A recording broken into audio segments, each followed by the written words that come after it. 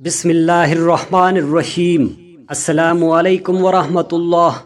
ہم سب مسلمانوں کا کامل یقین ہے جب بھی کوئی انسان اللہ رب العزت کی فرما برداری کرتا ہے، اس کی اطاعت کرتا ہے، تو وہ اللہ تبارک و تعالی کا محبوب بندہ بن جاتا ہے، جبکہ اس کے برعکس جب کوئی انسان اللہ رب العزت کی نافرمانی اور ناشکری کرتا ہے تو اس کے عمل اور اعمال اللہ رب العالمین اس انسان پر غضبناک ہوتا ہے۔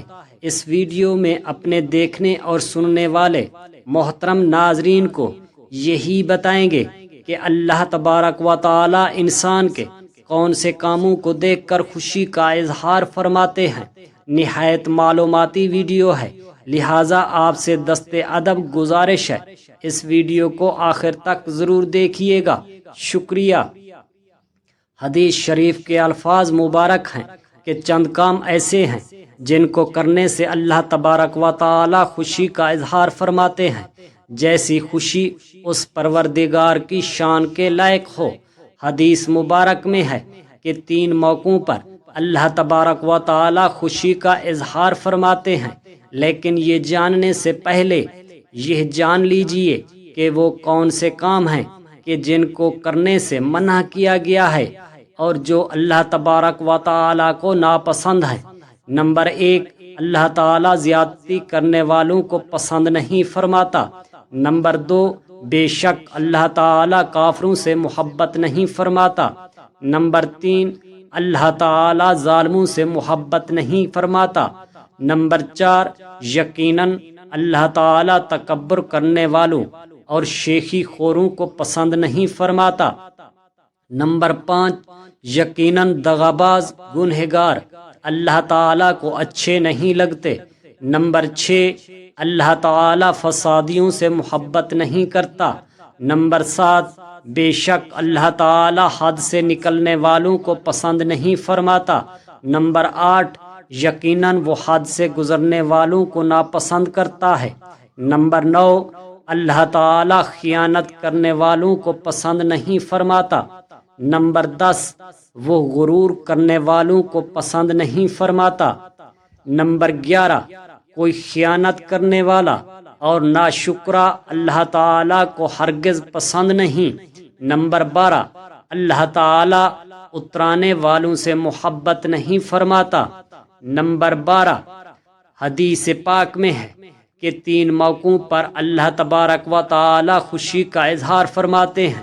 نمبر 1، میدان حج میں ننگے پاؤں ننگے سر جب انسان کا چہرہ اور جسم گرد آلود ہو، بال بکھرے ہوں، ناخن بڑھے ہوئے ہوں، نہ خوشبو نہ زینت، بس زبان سے لبیک لبیک پکارتے ہوئے بندے پھر رہے ہوں، تو حق تبارک و تعالی اس موقع پر بے پناہ خوشی اور مسرت کا اظہار فرماتے ہیں اور ان کی حالت زار کو دیکھ کر ہنستے ہیں اور فرشتوں سے فرماتے ہیں کہ کیا چیز ان لوگوں کو ان کے گھروں سے نکال کر لائی ہے۔ ان لوگوں نے بیوی بچے چھوڑے، وطن چھوڑا، آخر یہ کیوں فقیروں کی طرح بے وطن ہوئے ہیں؟ یقیناً یہ میری محبت میں ہی تو پھر رہے ہیں۔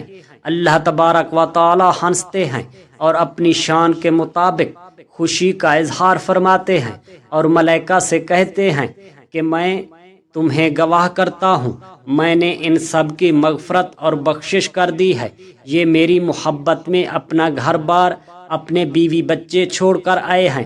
میں کریم ہوں، یہ نہیں ہو سکتا کہ یہ میری خاطر بیوی بچوں کو چھوڑیں اور میں توجہ نہ کروں۔ میں کریم ہوں، یہ نہیں ہو سکتا کہ یہ گھر بار چھوڑیں اور میں توجہ نہ کروں۔ میں نے ان سب کی مغفرت کی اور بخشش کی ہے۔ تو اللہ تبارک و تعالی خوش ہو کر ان سب کی مغفرت فرماتے ہیں، لہٰذا اس خوشی کو ہنسی سے تعبیر کیا گیا ہے۔ اب یہ بھی جان لیجئے کہ کسی بھی مسلمان پر حج فرض ہونے کی 5 شرائط ہیں، جب تک وہ نہ پائی جائیں حج فرض نہیں ہوتا۔ نمبر 1، حج کا فریضہ صرف ایک مسلمان ہی ادا کر سکتا ہے۔ اگر استطاعت تھی لیکن حج نہ کیا اور پھر فقیر ہو گیا تو اس کے بعد بھی اس پر حج کا فریضہ باقی رہے گا۔ نمبر 2، اگر دارالحرب میں ہو اور باقی شرائط پوری ہوں اور اسے اس بات کا علم ہو کہ حج اسلام کی ایک فرض عبادت ہے تو تب ہی اس پر حج فرض ہوگا، لیکن اگر اسلام کی یہ تعلیم اس تک نہ پہنچ سکی تھی تو اس پر حج فرض نہیں ہے۔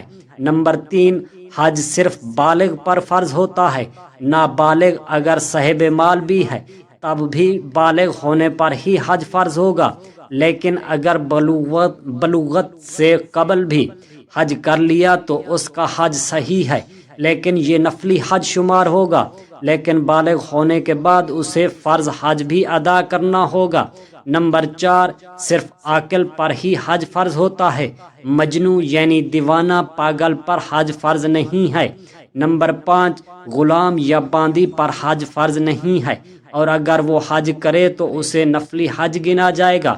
اگر مالک نے آزاد کر دیا اور اب اگر اس کے پاس حج کی جملہ شرائط پائی جائیں تو اس پر حج فرض ہو جائے گا، کیونکہ اب وہ آزاد ہے۔ آپ اب یہ بھی سماعت فرما لیجئے کہ اگر کوئی شخص حج کے لیے جاتا ہے اور اپنے اس سفر کے دوران ہی فوت ہو جاتا ہے تو اسے کیا اجر ملتا ہے؟ رسول اللہ صلی اللہ علیہ وسلم نے فرمایا، جو شخص حج کرنے کے لیے نکلا اور فوت ہو گیا تو اس کے لیے روز قیامت تک حج کرنے والے کا اجر لکھ دیا جاتا ہے۔ اسی طرح سے جو عمرہ کرنے کے لیے نکلا اور فوت ہو گیا تو اس کے لیے روز قیامت تک عمرہ کرنے والے کا اجر لکھ دیا جاتا ہے، اور جو شخص جہاد کے لیے نکلا اور فوت ہو گیا تو اس کے لیے قیامت ہے۔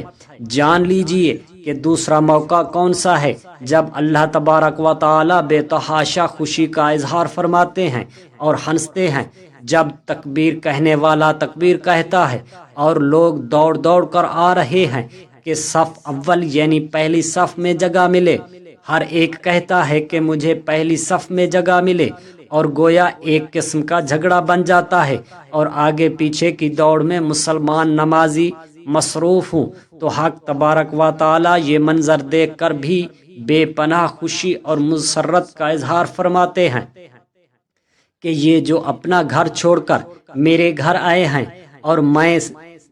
اور ان میں سے ہر ایک آگے بڑھنے کی کوشش کر رہا ہے، حالانکہ یہاں کوئی مٹھائی روٹی وغیرہ نہیں ملنی، یہ آخر کیوں دوڑ رہے ہیں اور یہ میری ہی محبت میں دوڑ رہے ہیں، یہ ہمارا دربار جان کر آئے ہیں اور یہ چاہتے ہیں کہ اللہ کی محبت میں جتنا بھی اس کے قریب ہو جائیں اتنی ہی ہمارے درجات بلند ہو جائیں گے۔ لہٰذا ایسے موقعوں پر بھی اللہ تبارک و تعالی خوشی اور مسرت کا اظہار فرماتے ہیں، اور بعض اہل علم اس کو ہنسی سے تعبیر کرتے ہیں۔ تیسرا موقع یہ فرمایا گیا ہے کہ جب شوہر بیوی اکٹھے لیٹے ہوئے ہوں، سو رہے ہوں، اور اچانک خاوند کی آنکھ کھلے اور وہ چاہے کہ میں تہجد کی نماز پڑھوں، اس نے بیوی کے منہ پر پانی کا چھینٹا مارا اور اس کے باعث وہ ہڑبڑا کر اٹھ بیٹھی۔ اس نے پوچھا، کیا مصیبت آئی ہے؟ خاوند نے کہا کہ 2 رکعت نفل پڑھ لو، تہجد کا وقت ہے۔ اللہ تبارک و تعالی کو ہنسی آتی ہے کہ یہ اس کی محبوبہ ہے، اس کے پاس لیٹی ہوئی ہے، آرام سے میٹھی نیند سو رہی تھی کہ ایک دم سے گھبرا کر اٹھتی ہے کہ کہیں بارش تو نہیں آ گئی، مگر اس کے شوہر نے کہا کہ بارش تو نہیں آئی، لیکن تہجد کے وقت کا فائدہ لے لو اور 2 رکعت نماز نفل ادا کر لو۔ اور وہ بیوی آگے سے اپنے خاوند کا شکریہ ادا کرتی ہے اور کہتی ہے کہ شکر ہے کہ مجھے 2 رکعت نماز پڑھنے کا موقع مل گیا ہے، اور پھر اس نے بھی کھڑے ہو کر 2 رکعتیں پڑھ لی۔ یا یوں ہی بیوی نیند سے بیدار ہو جائے اور وہ اپنے خاوند کے منہ پر پانی کا چھینٹا مار کر اسے بھی جگا دے، اور پھر یہ دونوں تہجد کے وقت کی 2 رکعتیں پڑھ لیں، تو یہ موقع بھی اللہ تبارک و تعالی کی خوشی اور مسرت کا ہوتا ہے۔ یہ تینوں اعمال اللہ رب العالمین کی رضا کا باعث بنتے ہیں اور پھر انسان کے درجات بلند ہونے کا سبب ہیں، کیونکہ یہ ایسے اعمال ہیں کہ جو اللہ تبارک و تعالی کو انتہائی محبوب ہیں۔ یہ بھی فرمایا گیا کہ جو لوگ اپنی راتیں تنہائی میں گزارتے ہیں اور ان راتوں کو کبھی قیام اور کبھی رکوع اور کبھی تلاوت قرآن پاک میں بسر کرتے ہیں، تو اس پر بھی اللہ تبارک و تعالی اپنی خوشی اور مسرت کا اظہار فرماتے ہیں۔ اس کی وجہ یہ ہے کہ یہ وقت خالصتاً اللہ کی عبادت میں صرف ہو رہا ہے، اور کسی کو دکھانے کے لیے نمازیں نہیں پڑھی جا رہی کہ دیکھو میں کتنا عابد اور زاہد ہوں۔ لہٰذا تنہائی کے عالم میں یہ عبادت صرف اور صرف اللہ کی رضا اور خوشنودی حاصل کرنے کے لیے جو کی جا رہی ہے، تو اس کا اجر و ثواب بھی بے شمار اور بے حساب ملتا ہے۔